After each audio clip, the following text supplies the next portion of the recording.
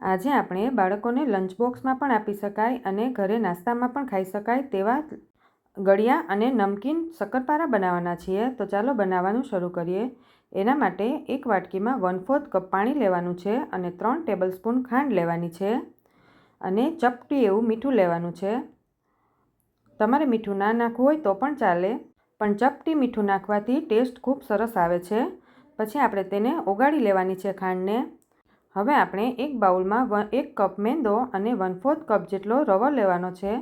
પછી તેમાં મોણ માટે 3 ટેબલસ્પૂન જેટલું ઘી ગરમ કરીને નાખવાનું છે. હવે આપણે લોટને સારી રીતે મસળી લેવાનો છે. લોટમાં આપણે મુઠ્ઠી પડતું મોણ નાખવાનું છે, તો જ આપણા શક્કરપારા ક્રિસ્પી બને છે. ખાંડ આપણી બધી ઓગળી ગઈ છે. હવે આપણે જરૂર પ્રમાણે પાણી એડ કરતું જવાનું અને પરોઠા જેવો લોટ બાંધવાનો છે. લોટ આપણો વધારે કઠણ પણ ના હોય અને એકદમ ઢીલો પણ ન થઈ જાય તેનું ખાસ ધ્યાન રાખવાનું. લોટ આપણો બંધાઈ ગયો છે અને થોડું પાણી વધ્યું છે.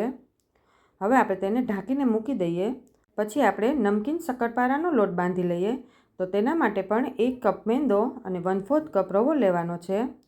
તેમાં મીઠું સ્વાદ પ્રમાણે એડ કરી દેવાનું, 1/2 ટીસ્પૂન જેટલી મરી પાવડર અને 3 ટેબલસ્પૂન જેટલું ગરમ ઘી એડ કરવાનું છે.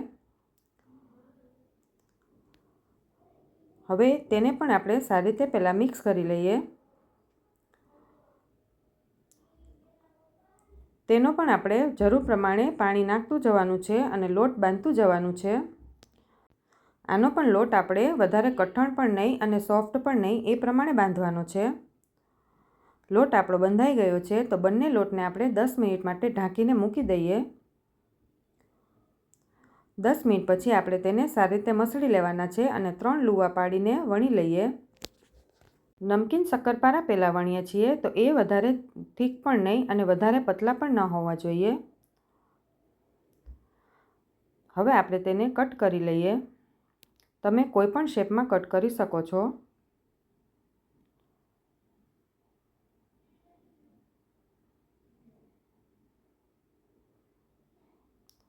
વધારે જાડા પણ નથી અને પતલા પણ નથી. હવે આપણે ગળ્યા જે મીઠા શક્કરપારા છે એ વણી લેવાના છે. મીઠા શક્કરપારા થોડા થીક રાખવાના હોય છે. એને આપણે નમકીન શક્કરપારા કરતાં થોડાક થીક રાખવાના. હવે તેને પણ આપણે કટ કરી લઈએ.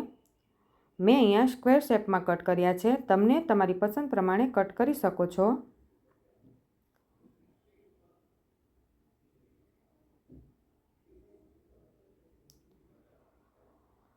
હવે આપણે તેને તળી લેવાના છે. તળવા માટે ગેસની ફ્લેમ મીડિયમ રાખવાની છે. વધારે હાઈ પણ નથી રાખવાની અને વધારે સ્લો પણ નથી રાખવાની. તેને આપણે ગોલ્ડન બ્રાઉન થાય ત્યાં સુધી તળી લેવાના છે. ગોલ્ડન બ્રાઉન થાય એટલે સરસ ક્રિસ્પી થઈ જશે. ગળ્યા શક્કરપારા આપણા તળાઈ ગયા છે તો આપણે તેને હવે એક પ્લેટમાં કાઢી લઈએ. પછી આપણે નમકીન શક્કરપારા પણ તળી લેવાના છે. એ શક્કરપારા એકબીજા સાથે ચોંટી ગયા હોય તો પણ તમે તેલમાં નાખશો એટલે છૂટા પડી જશે. એને પણ આપણે મીડિયમ ફ્લેમ પર જ તળવાના છે. એ પણ તળાઈ ગયા છે તો આપણે તેને એક પ્લેટમાં કાઢી લઈએ. તો તૈયાર છે આપણા મીઠા અને નમકીન શક્કરપારા. તમે પણ ઘરે જરૂરથી ટ્રાય કરજો. આ શક્કરપારા તમે બાળકોને લંચ બોક્સમાં પણ આપી શકો છો અને ચા સાથે ખાવાની પણ મજા આવે છે. જો તમને મારો વિડીયો ગમ્યો હોય તો લાઇક, શેર અને સબસ્ક્રાઈબ જરૂર કરજો.